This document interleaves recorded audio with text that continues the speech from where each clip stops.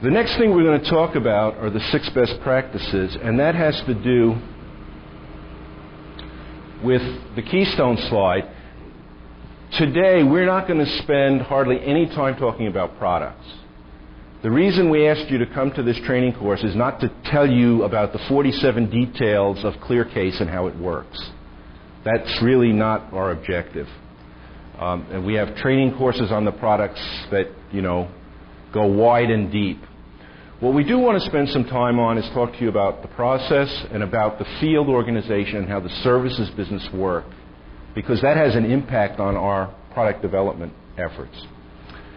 Now, why do we do this thing on best practices in the basic training? Well, we did an interesting experiment about a year ago. We went to various different development sites and we stuck our heads into random developers' cubies or offices, and we said, how about those 6 best practices? And very often we got this quizzical expression, the 6 best what? And we said, the 6 best practices that Rational espouses. And they said, yeah, maybe I heard about that.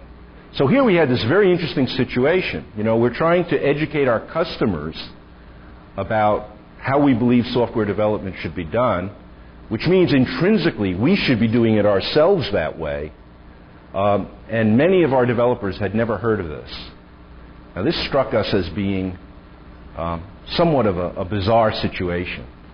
So what we decided was in the basic introduction to Rational, we were going to baseline everybody at least one time on what the 6 best practices are and the things that we think we should be doing, things that we are doing or should be doing to improve our own software development capability. So we're going to go through this pretty quickly. These 6 best practices, where did they come from? Okay, were they handed down on stone tablets to Grady Booch, or was this some theoretical exercise? How do you think we got these best practices? Just pull them out of the air? Huh? Well, it's an interesting question. Customers ask us the same thing.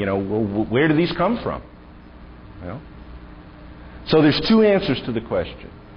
The first is, in the last 20 years or so, Rational itself has developed a lot of software. And we have made a lot of mistakes. Not only Rational, but also the other constituent companies that are now part of Rational. And hopefully when you make a lot of mistakes, one of the things you try to do as a learning organization is not make them again. Because it's too expensive to make the same mistakes over and over again. What you'd like to do is go off and make new mistakes, or different mistakes. So that's one way. A lot of this we learn from our own experience. But the more important place that we learn this is from our customers.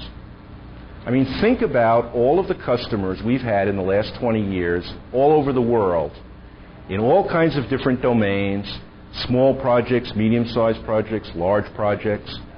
I'm fond of saying we've seen the good, the bad, and the ugly.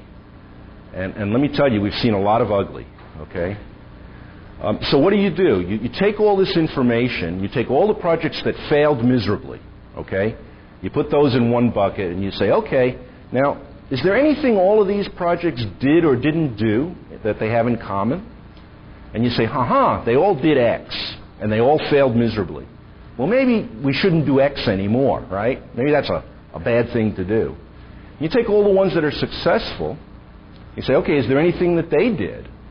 Okay? Say, every project that was successful did this. Well, maybe put that off to the side. Maybe that's something we should do consistently. Because if all the projects that were successful did this, maybe this is a good thing to do. So we took this enormous database of projects, and this is a 20-year database. It's probably the richest database of any company. And we distilled that down to 6 principles. Okay? And it's really good that it's 6 and not 42, right? Because 6 is something you can sort of explain to people. 42 would be harder. These 6 best practices are the foundation of the Rational Unified Process, what we call the RUP.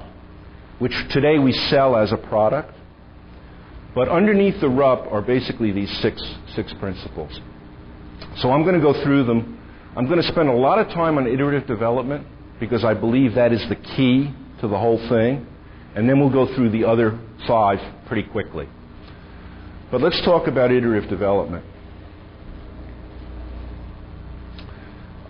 When we came into the 80s, there wasn't much software process at all. And actually, mostly through the efforts of the aerospace and DoD industry, there came to be developed a method called the waterfall approach. And this was the de facto approach in the 80s. And, you know, it was a very interesting thing because before there was much process, software projects failed regularly. And then a lot of people started adopting the waterfall process, and success rates didn't go up much. Projects still failed. But what was interesting about the projects that used waterfall was they all started to fail in the same way. The pattern of failure was very, very repeatable. And this was actually, in a way, encouraging, right? Because as developers, those of you that are developers, you know if you're debugging a program, one of the things you hope for is that it fails in a predictable way, right? Because then you can start to debug the process. If it fails a different way every time, it's much harder. So the fact that waterfall projects started to fail in a very predictable way was actually a good thing. And the failure pattern was very interesting. What would happen is that managers would report throughout most of the project that they were on schedule, that things were going fine. And that has to do with the way waterfall is structured. You do one phase and you complete it, and you can't go on to the next phase until you've completed the previous phase. And as a measure of completion, what would happen is, for example, at requirements, people would go to their manager and say, okay, we're done with requirements, and the manager would say, well, how so? And the guy would say, well, here's our requirements document, okay? And he'd hold up a 200-page document and say, we've got the requirements nailed, we're going into design. And the manager would look and it'd say, okay, by week 7, requirements nailed down. It's week 7, requirements are nailed down. Check in the box, we're on schedule. And, a few weeks or months later, same report would come in. System design is done. How do we know? Here's the design document. Okay? And we said we'd have it done by week 15, and it's week 15. Here's the design document. We're on schedule.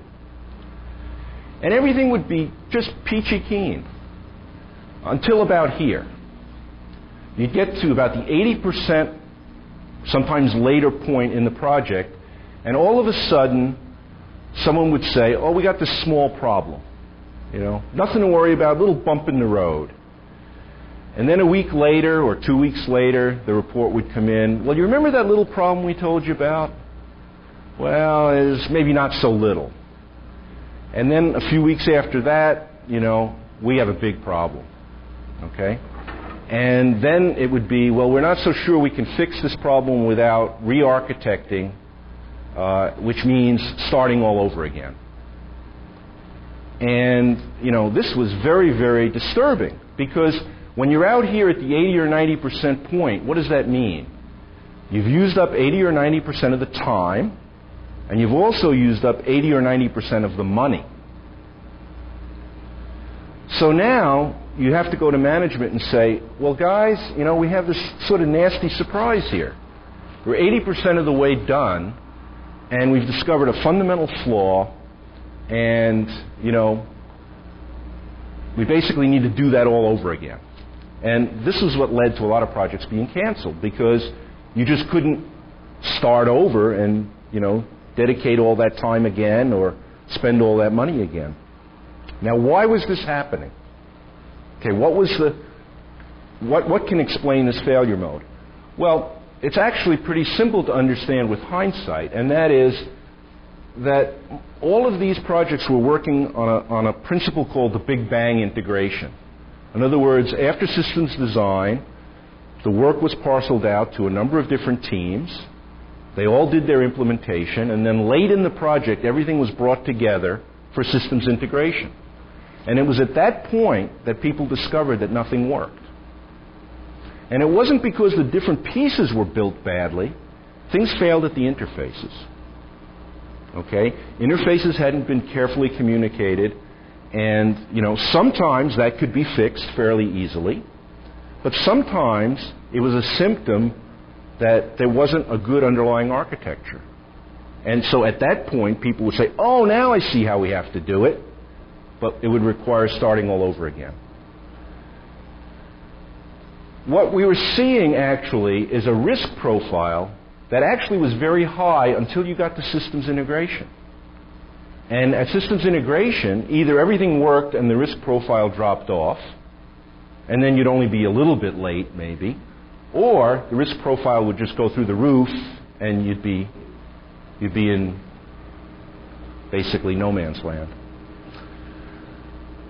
So from the early 80s on, Rational developed a different way of doing software development.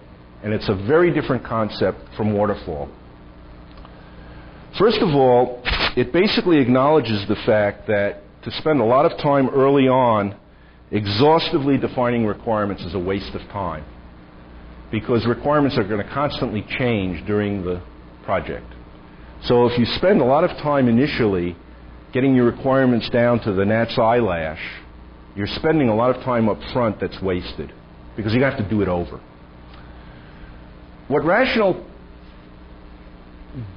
recommends and did is basically a different approach, and that is to get a preliminary notion of the requirements. Not every detail of every requirement, but a rough idea of the requirements, and to do an analysis and design of the whole system, and then do something called risk targeting. Now, what risk targeting does is it looks at the analysis and design and the proposed technology solution, and it tries to identify what are the highest risk elements of doing that project. So, for example, suppose you're using some new database technology that you've never used before, okay? What you'd want to do early in the project is work that problem until you really understood what all the unknowns were there. And this is very logical. When would you rather work on the riskiest and hardest things? Would you rather work on them early in the project when you have lots of time left? Or would you rather work on them late in the project when you have no time left? I mean, it's just common sense that you want to work on the highest risk things earliest. So we would pick the high risk elements and we would build a subset implementation of the product. It was not a complete product, but it was building the parts of the product that would exercise the risks that you had targeted. And you build a working piece of software. So that means you've got to do systems integration, systems build, and test early, from iteration 1. And then you come around and you assess what it is you've built. Now, you can't assess something if you don't have a working piece of software. See, one of the problems with waterfall was a lot of those artifacts that you use to measure progress, what were they? They were documents. They were pieces of paper. They were not working pieces of software. There's a big difference between having a document and having a piece of software that actually works. So here, you have to go through the integration and test early, iteration 1, and you assess whether you've mitigated these risks or not. And then you come back up to the top of the loop. Now, when you come back up to the top of the loop, you have a nice opportunity, right? Because you can revisit the requirements. So there may be some new requirements you have to consider. There may be some requirements that you didn't understand before, but that you now understand better because you've come through the loop once. There may be some requirements you thought you had, but that are no longer important, so you can take them off the plate. And then you go to the next highest risk element. And you go through the loop again. And you go through this loop as many times as you need to, and then ultimately you drop out the bottom and you deploy. Now, the nice part about this method is you drive down risk early. Okay? Because in those early iterations, Each time you go through the loop, of course, your software is getting bigger, right? You keep building on it. Okay, these are not prototypes that you throw away. Iteration 1 is the foundation on which you build iteration 2 by addition. So it's an incremental process. But, you know, by the time you get out here at the 40% point, you should have driven out all of the high-risk elements. Okay? And from now on, you're working on stuff that's very straightforward to do. So you're almost in construction mode. Okay? So this is the key difference, and we've been using this method now for over 15 years. It's the only way we develop software at Rational. And we believe that this is a much lower risk way of building software in the world we live in today.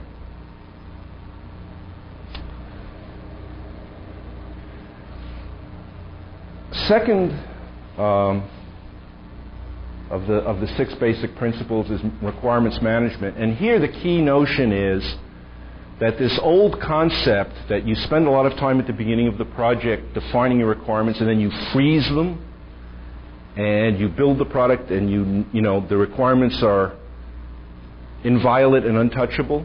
That's not the real world. Okay? Requirements will change over time. There's nothing you can do about it. If you freeze your requirements and a year or two later you deliver the product, I guarantee you will deliver the wrong product. Because the world is going to change during that time, and it's going to change in ways you can't anticipate. Now, it doesn't mean that you have to basically accept and integrate every new requirement that comes in the door. That would lead to just churn, right? But what you have to be able to do is track the requirements and evaluate changes, determine their impact, and make trade-offs. Well, you can't do that if you don't have a way of tracking the requirements. Okay? I mean, at some point, a good project manager will say, oh, you want this new feature, and you got to have it, and it's very important, and you won't let me move the end date? Well, then take something else off the plate. Remove some other requirement, and then maybe we can think about fitting it in.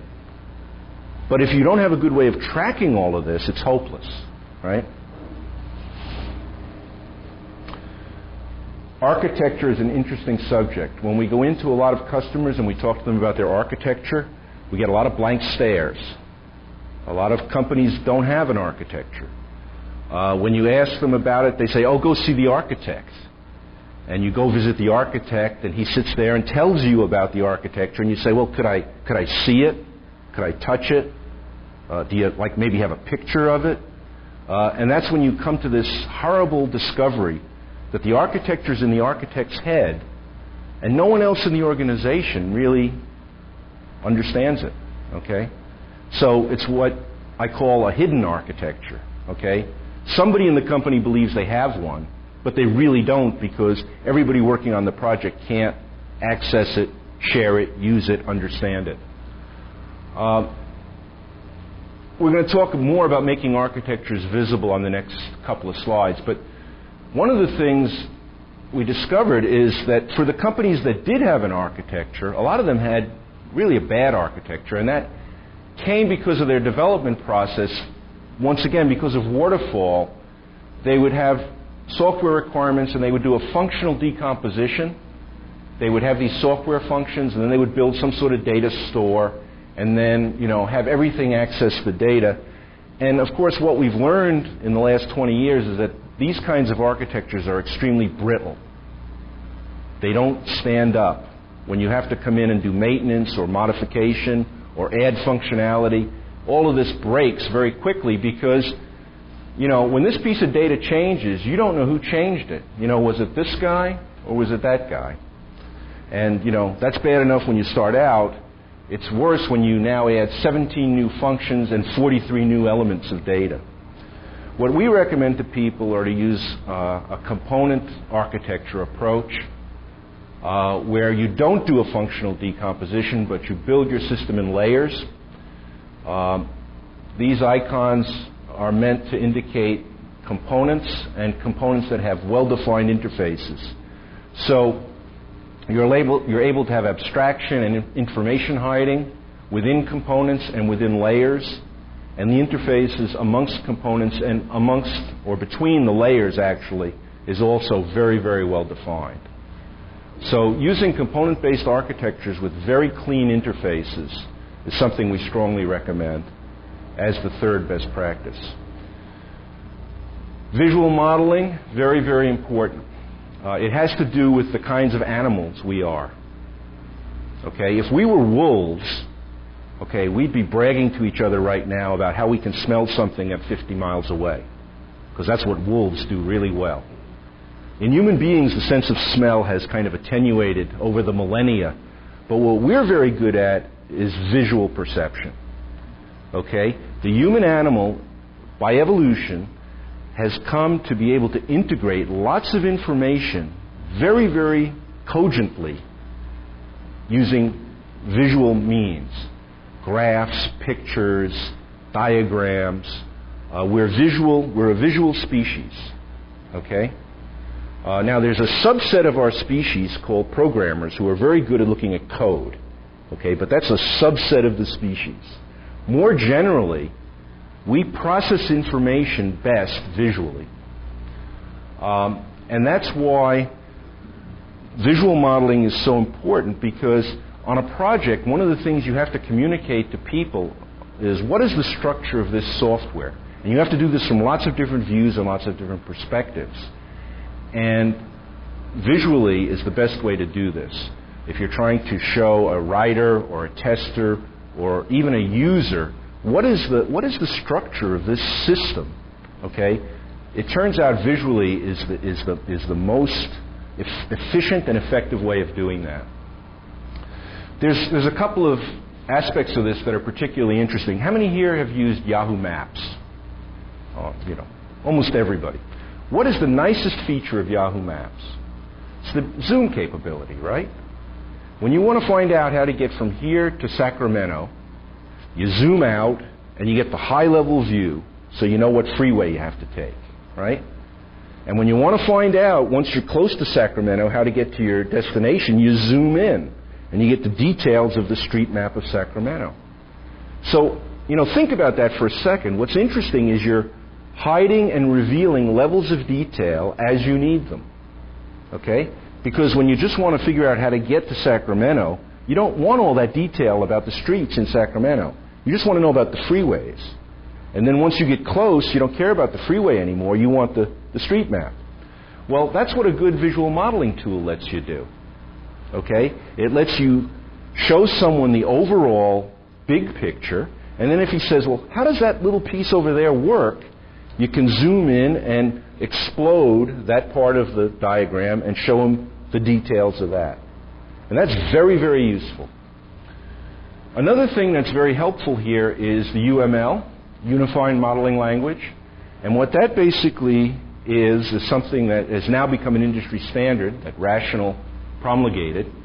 And the analog of that for Yahoo Maps is, imagine if you went to Yahoo Maps and every map had a different direction for north. On some maps, north was up, and on some maps, north was to the left, and on some maps, north was down. That would be real confusing. It's nice that north always is up, isn't it? I mean, that's kind of convenient. Well, that's what UML does. UML says we're going to use the same set of conventions when we describe our software. And so when you go to a diagram, you don't have to say which way is up. Okay? Very helpful. So we believe visual modeling is a key element, not only to managing complexity, but to communicating amongst all the members of the team and your users. Our industry is growing up. We're learning that you can't just leave software testing to the end.